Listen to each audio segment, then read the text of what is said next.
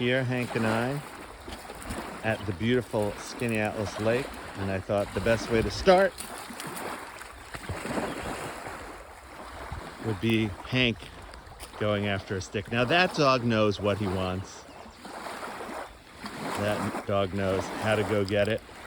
He just jumped in water that's 50 degrees Fahrenheit and then shakes off that excess water. What would we do if we saw what we wanted, but we had to deal with cold water?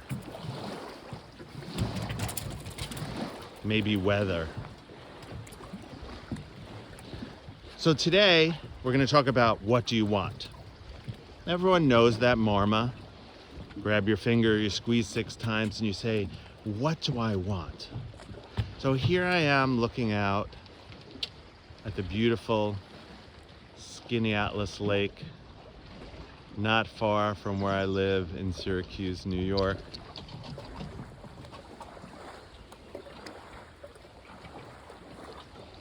Just take that in.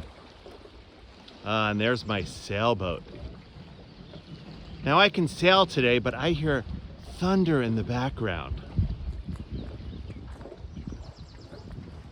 So when you do the what do you want marma, over and over again, what do you want? You still have to know where you are. So if you ever got lost and somebody asks, where are you? You need to give them your location. That way they can come pick you up. So if I wanted to go out in my sailboat today, that's my sailboat right there, I'd have to pick a direction I want to go. Now, not everyone knows about sailing, but when sailing first started, you could only go in the direction of the wind. So say I wanted to go north up the lake here, but the wind was coming from the north, meaning blowing against me.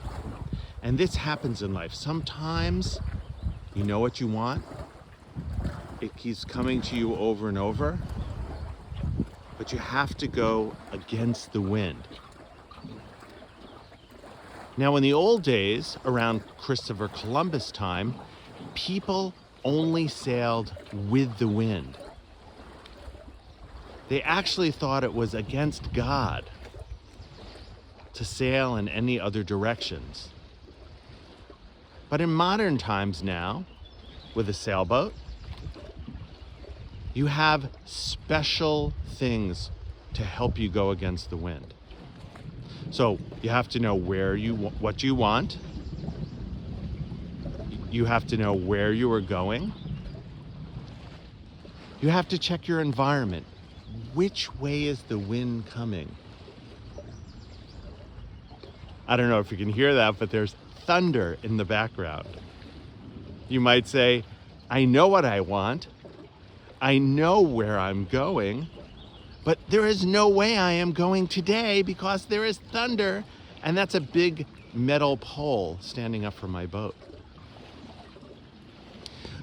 So the sailboat has sails, mainsail, and a jib. I have a furling jib that I can use to get extra wind onto the boat. I have a rudder which steers the boat. It's in the back there next to the engine. And I have a keel, and that's the important part. That keel swings down 5 feet below the boat. It's heavy, it's wide, and it makes it so the boat doesn't slip sideways. So if I want to go north, even though the wind is coming from the north, I can put up my sail, I can unfurl my jib, and I could do that either in the cove that I am now, where there's not much wind, or I can turn my boat right into the wind. Because when you're heading right into the wind, the sails don't catch wind. But when I am going against the wind to where I want to go, which happens in our lives all the time, there are things that seem like they're working against us, but they're actually working for us. I turn my boat into the wind. The sails catch wind, and I do something called a tack. You tack back and forth. Just like when you go into a situation that's maybe does not have favorable things going your way, you use tack. That's why they call it that. You go to where you want to go by moving around things in a graceful way. So to go north on the lake, I would gracefully move the boat side to side up the lake, using the wind, using the keel, and using the rudder. Now, I wouldn't move very fast forward. Just wanted you to hear the thunder there. I wouldn't move very fast forward, but I would move in the direction of what I want. Knowing where I am, the wind speed, the weather, and the future of those things, so I could get back. Now, if I was sailing with the wind, going south on the lake, I could just open my sails. And that wind would just gently and gracefully move me south down the lake, if that's where I wanted to go. But if I wanted to come back, I would have to fight my way back against the wind.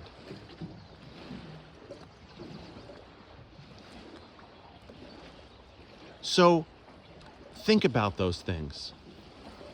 Think about what you want. Think about where you are. So if you want something financially in your life, where are you at financially?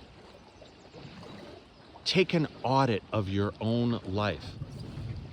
If you want to know about your health, think about how you eat, what your lifestyle is, where you live.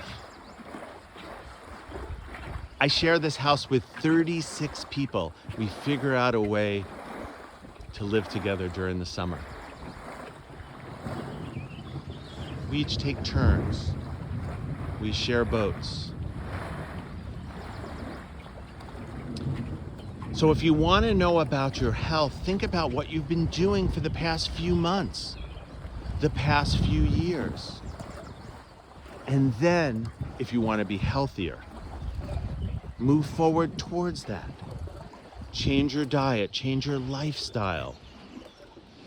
Just like the boat moving against the wind, it might not be easy, but you could do it with grace, and you can do it with joy.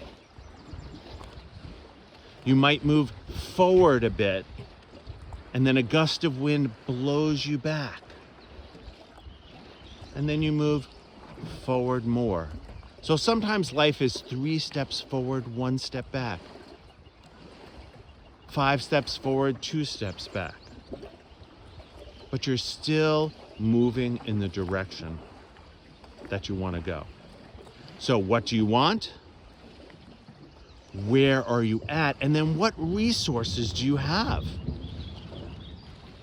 Resources today are a thunderstorm. I'm not going out today. I'm not moving forward today.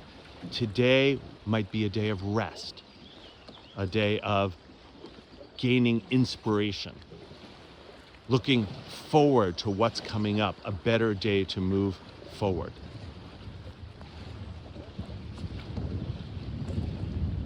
So take an inventory. If you want to get across the country, are you going to go on a bicycle? You can do that. Might take a couple of months.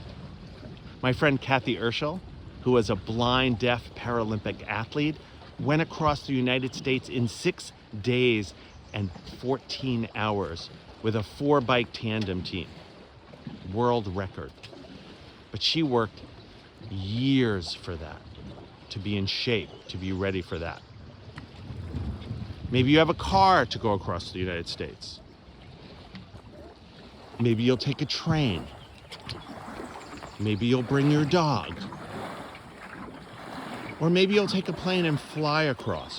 What are your resources? How are you getting there? So what you want might be to go from New York, where I am, to California. How are you getting there?